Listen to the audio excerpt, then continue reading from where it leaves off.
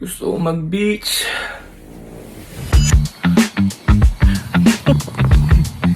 Let's go! Let's go sa beach!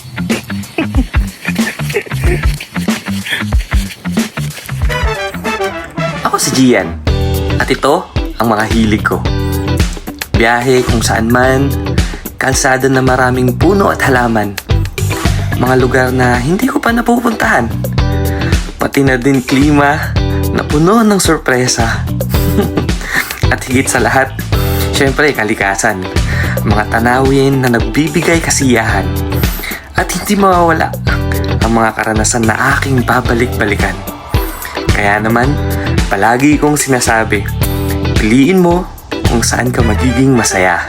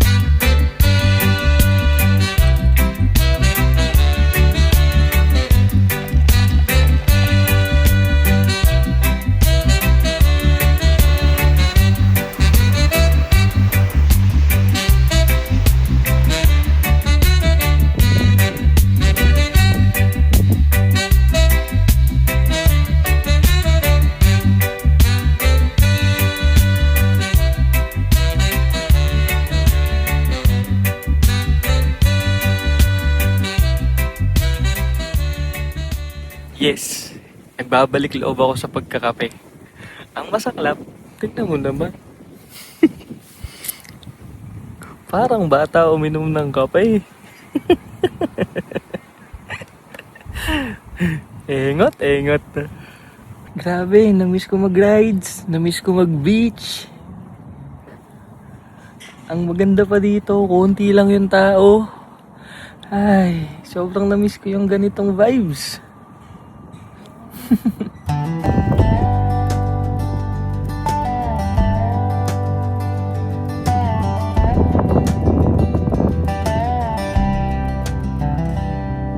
packed up my truck, said goodbye to my phone, left it gone camping sign. Now on my own. No me. Balik tayo sa spot natin. Meron akong kukunin.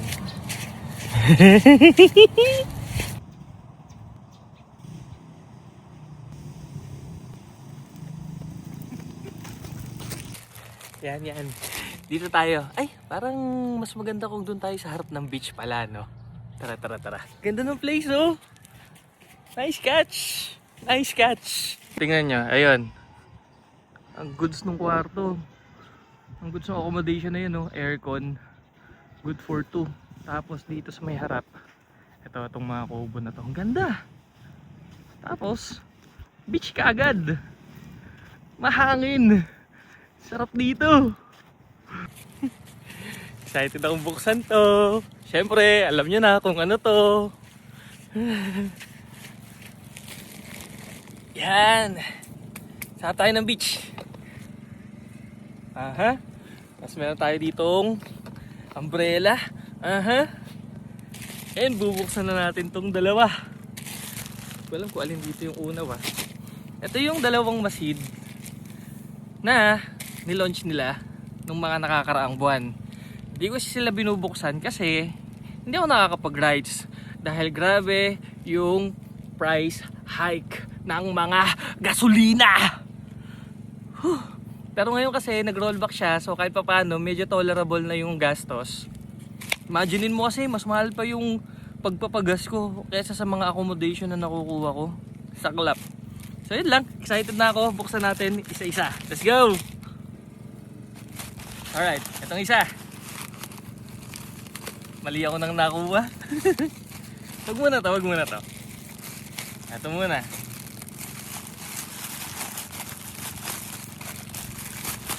Yan! Bagong bukas. Naku, nakakalimutan ko kung anong version to ng t-shirt.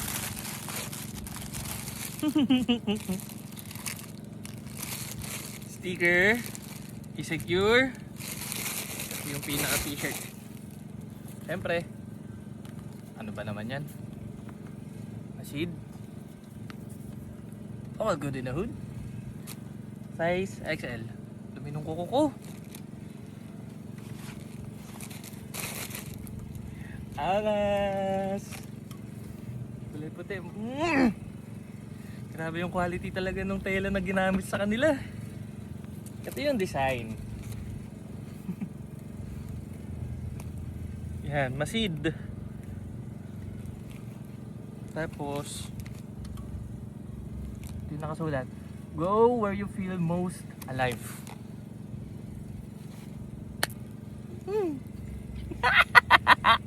Tuwan-tuwa ako dito sa may t-shirt na to kasi ang ganda niya. Ala, nabuhanginan kagad. Next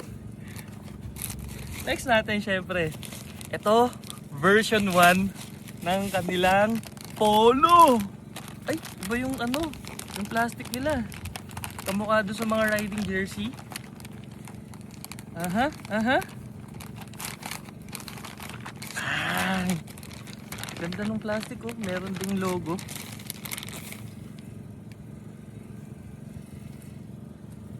Ganito yung tag niya.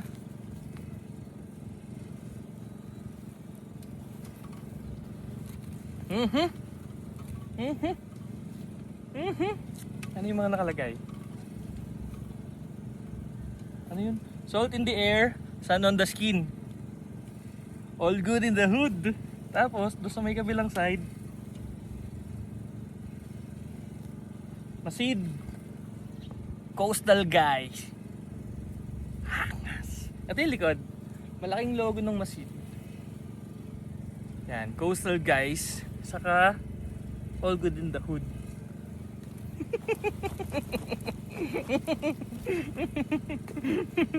Ganito yung mga kaligayahan ko ngayon eh. Testing natin, sukat natin sila. Let's go! Yes! Yes! Ganda!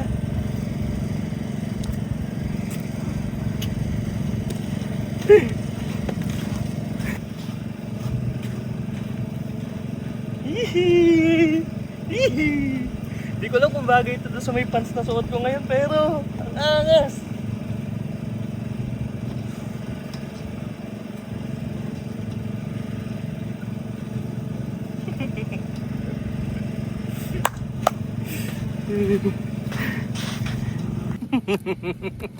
Sobrang happy ko ngayong araw na to kasi ang tagal kong hinintay para mabuksan tong dalawang parcel na to.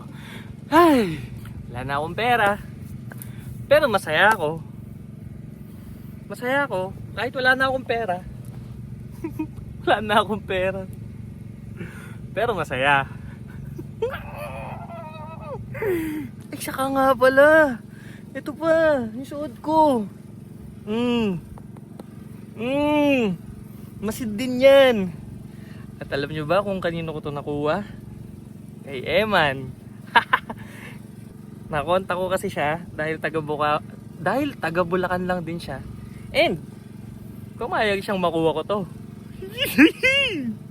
Ang angas, di ba? Ang angas. Past lunchtime na, so magpipicture-picture lang ako saglit kasi walang tao dito.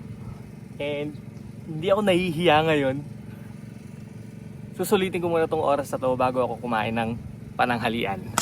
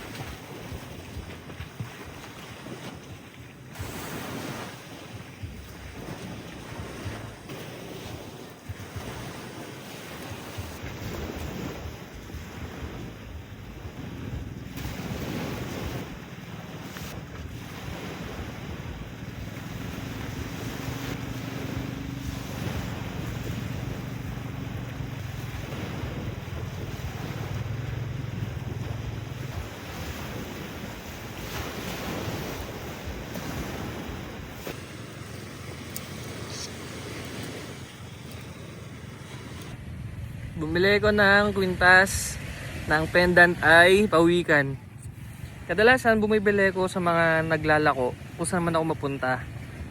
Wala lang, feeling ko kailangan ko lang magbigay ng suporta sa mga lokal. Though yung iba kasi hindi ko binibilan. Ang dahilan ko, overpricing sila. Tulad nung nakaraan, meron nagbebenta sa akin ng bracelet 450. Ang dami niyang reasonings porkit ganto ganyan daw. Ito si kuya, hindi naman, nakuha ko to ng murang halaga lang. Kaya binili ko na. Nice, di ba?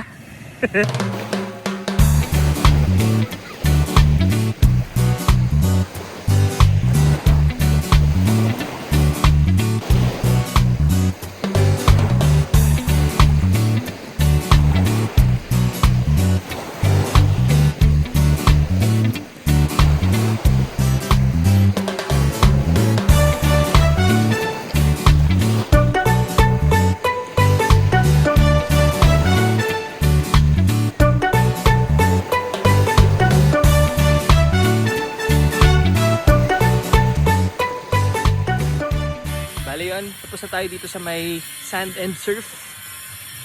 Nakapag-pack na rin tayo. Bago tayo umuwi, daan muna tayo kung saan man tayo pwede kumain. Pang dinner na rin, tapos sibat. Ano, let's go? Let's go! Kung man lang pala kayo masyadong nalibot dito sa spot na napuntahan ko, no? Pero yun lang din naman yun. Eto, isang ikot lang. So ito lang naman siya. Doon yung entrance. Ayun. Tapos, meron pala sila ditong bar area. Tipsy yung tawag. Tapos ikot lang. Ito lang, itong mahaba lang na to. Yung room with aircon. Common restroom. Tapos yung mga kubo. And then, beach. Yun lang.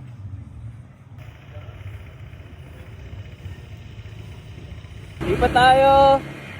Hanap tayo makakainan. Let's go!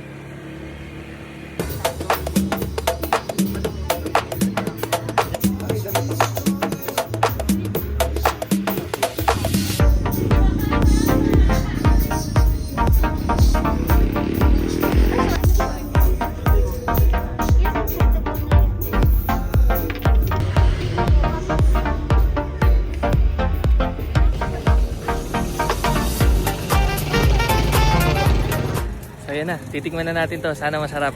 Ito yung inaay ko talaga dati pa na matikman dito sa Zambales eh. Kasi sobrang hype na to sa social media. Punta na tayo sa beach. Kumain ako doon sa may Mama Phoebe's. Kaso sobrang init, so nagmadali na ako. Hindi ko na naubos yung food ko. Nahirapan ako huminga. Tapos dinala ko na lang tong drink. Sana maabutan pa natin yung sunset doon sa may beach. Let's go!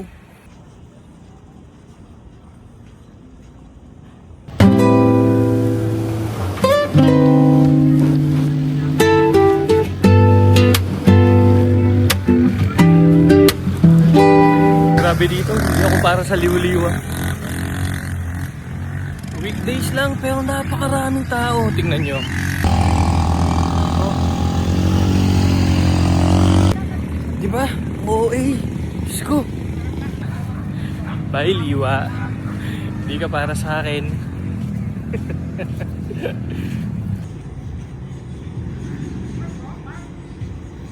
So doon nagtatapos ang ating Zambales trip na day tour lang. Pero masaya. Napuntahan ko ang Liwa, which is bago sa akin. And masaya naman. Yun nga lang, hindi talaga siya para sa akin kasi hindi ako fan talaga nung maraming tao. So yun, pabalik na tayo kay Alon. Goodbye guys, let's call it a day. Naging masaya na naman ako dahil nakabalik ako sa pagbiyahe at nakapunta sa dagat. Itong biyahe kong to ay pagpapatunay na may magandang dulot ang pagbiyahe mag-isa. Mabubuo ang naparaming realization, reflections mo sa buhay-buhay, mas makikilala mo ang sarili mo at kung ano yung mga bagay na makapagbibigay sa iyo ng genuine happiness. At muling pinaalala sa akin ang turtle theory, kaya binili ko itong kwintas na to. Para lagi ko maaalala na hindi ko kailangang isipin ang sasabihin ng ibang tao. At focus lang ako sa pag-usad sa buhay. Tama? Tama! Kaya ikaw, para sa itong sasabihin ko, piliin mo kung saan ka magiging masaya. Learn to be just me. Gotta learn to smile and be happy. Gotta know when it's meant to be and when it's not. I gotta learn to let you go. You know you can't choose who you fall for. Gotta know if it's meant to be, and I know now it's not for you.